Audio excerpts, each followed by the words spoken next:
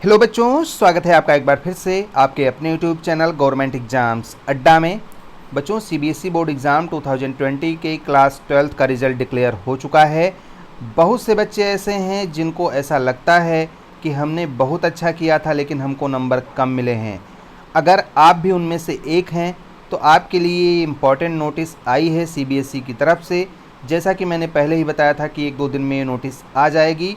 तो क्या है ये नोटिस, कैसे आप अपने मार्क्स को वेरीफाई करवा सकते हैं, किस तरीके से आप अपने आंसर शीट की फ़ोटोकॉपी प्राप्त कर सकते हैं, और अगर आपको लगता है कि आपकी कॉपी सही से चेक नहीं हुई है तो किस तरीके से आप अपनी कॉपी फिर से चेक करवा सकते हैं। पूरी डिटेल इस वीडियो में आपको मिलने वाली है। वीडियो पूरा देखिएगा, क्योंकि अगर अधूरा वीडियो आपने देखा तो आपका नुकसान होना तय है। या तो आप वीडियो देखिए ही मत, देखिएगा तो पूरा देखिएगा, क्योंकि हर एक चीज़, पहला स्टेप दूसरे से लिंक है, दूसरा स्टेप तीसरे से लिंक है। तो जानकारी आपको पूरी होनी चाहिए, अन्यथा आपको अधूरी जानकारी मिलेगी तो आपका नुकसान हो सकता है। देखो बच्चों, अगर आपको ऐसा लगता है कि आपने ज़्यादा अच्छा लिखा था और आपको नंबर नहीं मिले, बहुत से बच्चों को ऐसा लगता है और होता भी है, तो ये 3 स्टेप होते हैं। इसमें आप अलग अलग तरीके से अप्लाई करोगे, अलग अलग डेट्स में, और इनका महत्व क्या होता है, क्यों आपको अप्लाई करना चाहिए, ये सारी बातें मैं आपको बताता हूँ। अगर आपको नंबर आपके मन का नहीं मिला है, जितना आप लिख के आए थे, मान लेते हैं 70 का पेपर था और 70 में से आपने 64 का सही किया, जब रिज़ल्ट आया तो आपको 20 मार्क्स मिले। अब ये तो आपके लिए शॉकिंग होगा ही होगा। तो जाहिर सी बात है आप चाहोगे कि मैं अपने मार्क्स को वेरीफाई करवा लूँ, या अगर आपके उसमें भी नंबर नहीं बढ़ते हैं तो फ़ोटोकॉपी आप देखना चाहेंगे, उसमें भी आपको प्रॉब्लम होती है तो आप अपनी कॉपी फिर से चेक करवाना चाहेंगे। इसी के बारे में नोटिस आई है, पूरी बात ध्यान से सुनिएगा।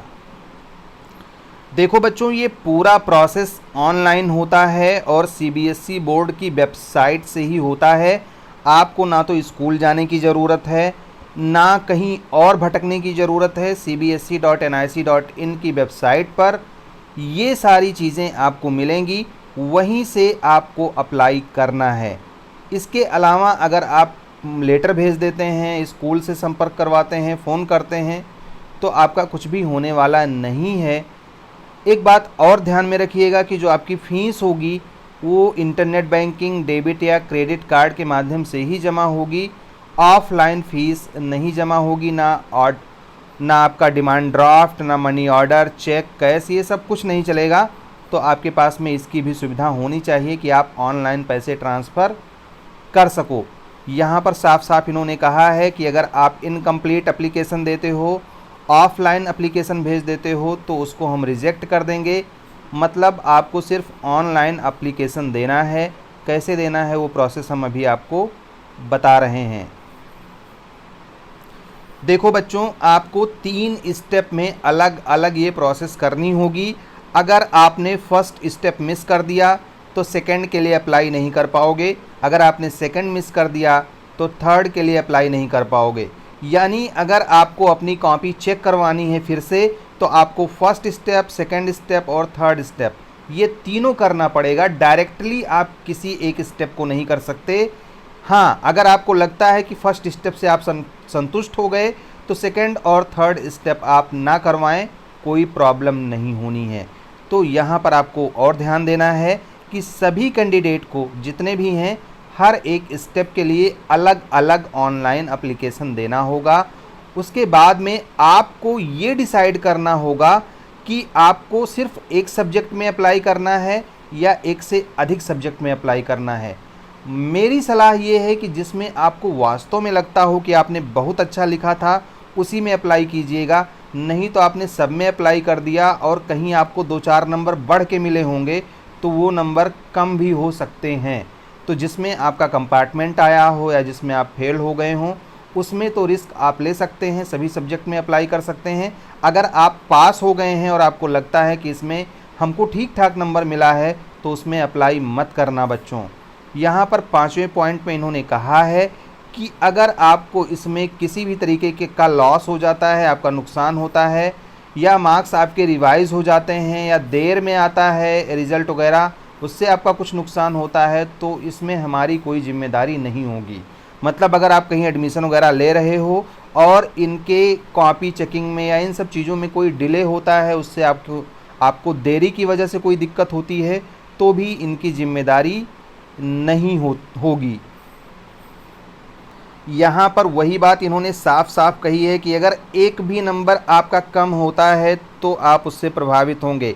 मतलब आपको उसी में अप्लाई करना है जिसमें आपको लगता हो कि आपका नंबर कटेगा नहीं। कई बार क्या होता है कि जो एग्ज़ामिनर्स होते हैं 2-4 नंबर बढ़ा के दे देते हैं।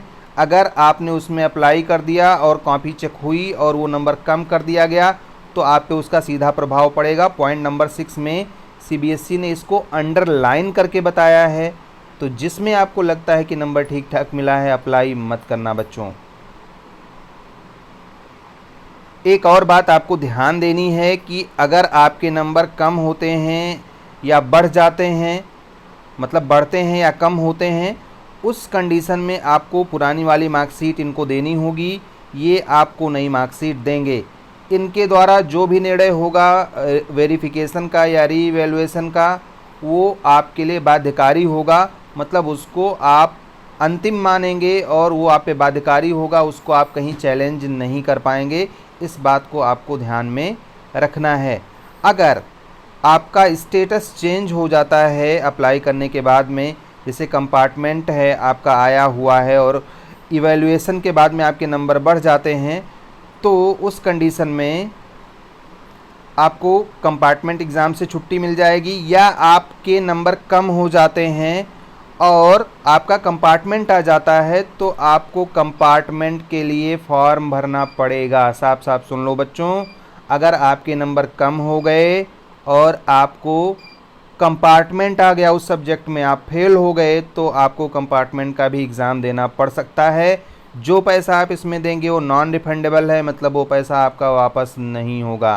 डाउट नेट पर होगा अब आपके सभी मैथ्स, फिजिक्स, केमिस्ट्री और बायोलॉजी डाउट्स का सफाया। बस अपने क्वेश्चन की फोटो खींचे, क्रॉप करें और सबमिट करें। 3 सेकंड के अंदर पाए उसका वीडियो सॉल्यूशन।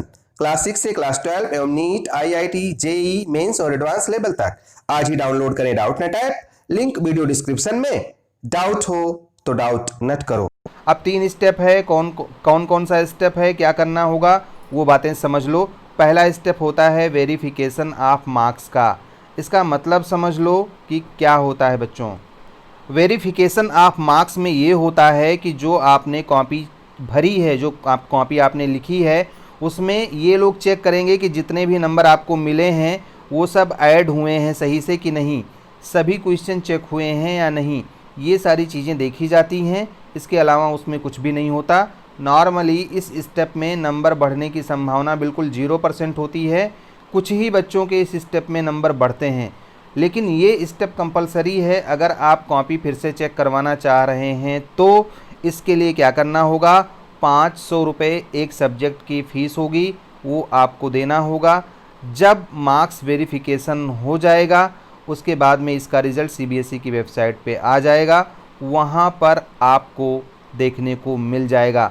अगर आपके नंबरों में कोई परिवर्तन होता है तो ये आपको स्पीड पोस्ट या ईमेल के ज़रिए रीजनल ऑफिस के माध्यम से बताया जाएगा। अगर कोई चेंज नहीं होता है तो आपको कोई भी सूचना नहीं दी जाएगी। हालांकि ये सारी चीज़ें वेबसाइट पर अवेलेबल रहेंगी और इसीलिए कहा जाता है कि वेरिफिकेशन रिक्वेस्ट के लिए आप सीबीएसई की वेबसाइट को विज़िट करते रहिए कि आपके वेरिफिकेशन का क्या हुआ। ये पूरा स्टेटस वहाँ पे आपको देखने को मिलेगा। अब बच्चों मान लिया आपने वेरिफिकेशन ऑफ मार्क्स के लिए अप्लाई किया और आप उससे संतुष्ट नहीं हो, आपको लगता है नहीं, आपने लिखा था फिर भी नंबर नहीं मिला, तो आप दूसरे स्टेप के लिए क्वालिफाई हो, मतलब आप फ़ोटोकॉपी अब मांग सकते हो। यहाँ इस पॉइंट में दिया हुआ है कि अगर आपने वेरिफिकेशन के लिए अप्लाई नहीं किया है तो सेकेंड स्टेज यानी फ़ोटोकॉपी मांगने के लिए आप एलिजिबल नहीं होंगे। इस बात का आपको ध्यान रखना है। वही चीज़ सेकेंड स्टेप के फर्स्ट पॉइंट में भी लिखा हुआ है कि फ़ोटोकॉपी के लिए आवेदन वही लोग कर पाएंगे जिन्होंने मार्क्स वेरिफिकेशन के लिए आवेदन किया हुआ हो। फ़ोटोकॉपी के लिए आपको एक सब्जेक्ट का 700 रुपया देना पड़ेगा, जिसका शेड्यूल नीचे दिया है कि कब कब आप अप्लाई कर पाएंगे, वो मैं अभी आगे आपको बताने वाला हूँ। जो कुछ भी एप्लीकेशन वगैरह यहाँ लिखा है कि अगर आप इनकम्प्लीटली डालते हैं तो वो रिजेक्ट कर दिया जाएगा, और जो भी होगा वो फ़ीस वगैरह ये वापस नहीं करेंगे। अगर आप फ़ोटोकॉपी के लिए अप्लाई करते हो तो जो कॉपी आपकी चेक की गई है उसी कॉपी की फ़ोटोकॉपी करके जिस लॉगिन पे आपका अकाउंट होगा, मतलब जिस आईडी पासवर्ड से आप लॉगिन करोगे वहीं पे आपको ये दे देंगे। आप वहाँ पर उसको चेक कर पाओगे, मतलब ऑनलाइन ही आएगा, और ऑनलाइन देख के आप ये कंफर्म कर पाओगे कि आपकी कॉपी ठीक से चेक हुई है या नहीं चेक हुई है। हर एक क्वेश्चन में स्टेप मार्किंग के द्वारा आपको नंबर मिला है या नहीं मिला है, सही लिखने के बावजूद आपको उस पे मार्क्स मिले हैं या नहीं मिले हैं, ये सेकंड स्टेप में आप कंफर्म हो जाओगे। अब अगर बच्चों आपको लगता है कि आपने ठीक लिखा था, नंबर कम मिला या नंबर नहीं मिला, कोई क्वेश्चन छूट गया, तो उसके लिए आपको री इवैल्यूएशन ऑफ मार्क्स के लिए ऑनलाइन अप्लाई करना होगा, और ये आपका थर्ड स्टेप है। थर्ड स्टेप आप तभी कर पाओगे जब आपने फ़ोटोकॉपी देखी हुई हो। यहाँ पर साफ साफ कहा गया है कि सिर्फ वही लोग थर्ड स्टेप के लिए अप्लाई कर पाएंगे जिन्होंने फ़ोटोकॉपी मंगाई होगी, मतलब फर्स्ट और सेकंड स्टेप जिन्होंने वो अप्लाई किया होगा वही लोग थर्ड स्टेप के लिए अप्लाई कर पाएंगे। ध्यान रखिएगा, सिर्फ और सिर्फ थ्योरी पोर्शन के लिए आप री इवैल्यूएशन करवा सकते हैं। 100 रुपये एक क्वेश्चन का लगेगा, इस बात का ध्यान रखिएगा। जो आपका री इवैल्यूएशन होगा बच्चों वो मार्किंग स्कीम के हिसाब से होगा। मार्किंग स्कीम सीबीएसई की वेबसाइट पर दी गई होगी, और उसी के हिसाब से इवैल्यूएटर आपके उन प्रश्नों को चेक करेंगे जिनके लिए आपने पेमेंट किया हुआ होगा। जो कुछ भी इसका स्टेटस होगा, नंबर घटने बढ़ने वाली जो भी बात होगी, वो आपको अगर कुछ चेंज होता है तो स्पीड पोस्ट या ईमेल इन सब के माध्यम से आपको बता दिया जाएगा। इसमें जो भी निर्णय होगा सीबीएसई का, उसके खिलाफ आप कोई भी अपील नहीं कर पाओगे। इनका निर्णय आप पे बाध्यकारी होगा और अंतिम होगा। तो इन बातों पर आपको ध्यान देना है। आपको अगर लगता है कि वास्तव में आपने अच्छे से लिखा था तभी आप इसके लिए अप्लाई करिएगा, अन्यथा फालतू में समय और पैसा बर्बाद करने की सलाह मैं नहीं दूंगा। नॉर्मली लोगों के नंबर बहुत ज़्यादा इसमें नहीं बढ़ते हैं। अब कब कब आप इसके लिए अप्लाई करोगे बहुत ध्यान से समझिएगा। इसकी डेट फिक्स हो चुकी है और उसी टाइम और उसी डेट में आपको अप्लाई करना है। अगर आपको वेरिफिकेशन के लिए अप्लाई करना है तो वेरिफिकेशन के लिए 17 जुलाई 2020 यानी शुक्रवार से 21 जुलाई 2020 के शाम 5 बजे तक पोर्टल खुला रहेगा। एक सब्जेक्ट का 500 रुपया लगेगा और आप अप्लाई कर दीजिएगा ऑनलाइन अपने कंप्यूटर, मोबाइल, जिससे भी आप अप्लाई कर सकते हो। करना है, स्कूल जाने की ज़रूरत आपको नहीं है। अगर आपका ये स्टेप कंप्लीट हो जाता है, आप संतुष्ट नहीं हो, दूसरे स्टेप में आप अप्लाई करना चाह रहे हो, तो दूसरा स्टेप आपका शुरू होगा 1 अगस्त से, यानी 1 अगस्त शनिवार से 2 अगस्त रविवार के शाम 5 बजे तक। यहाँ पर ऑनलाइन प्रोसेस, चूँकि रविवार यहाँ लिखा है तो जान लीजिए उस दिन भी होगा, इसलिए आप परेशान मत होइएगा। शनिवार रविवार सिर्फ 2 दिन का टाइम मिलेगा। 700 रुपये एक आंसर बुक के लगेंगे, इस बात का ध्यान रखिएगा। सिर्फ 2 दिन का टाइम है, 1 और 2 अगस्त। अगर आप इसको अप्लाई नहीं करोगे तो तीसरे स्टेप के लिए, यानी अपना कॉपी फिर से चेक करवाने के लिए अप्लाई नहीं कर पाओगे। तो सबसे पहले आपको पहला स्टेप करना है, इससे संतुष्ट ना हो तो दूसरा स्टेप करना है। और अगर आपको लगता है कि फ़ोटोकॉपी के अनुसार आपको नंबर और मिलना चाहिए था तो फिर अब फिर से ऑनलाइन अप्लाई करेंगे 6 अगस्त से लेकर के 7 अगस्त के शाम 5 बजे तक। 100 रुपये एक क्वेश्चन का आपको देना होगा, ये मैं आपको पहले ही बता चुका हूँ। तो ये सारी डेट्स याद रखिएगा और टाइम याद रखिएगा। अगर डेट्स आपने मिस की तो इसका खामियाजा आपको भुगतना पड़ेगा। अगर आप फर्स्ट स्टेप किए, सेकंड स्टेप आपसे चूक गया तो आप थर्ड स्टेप नहीं कर पाओगे, इस बात का ध्यान रखना है।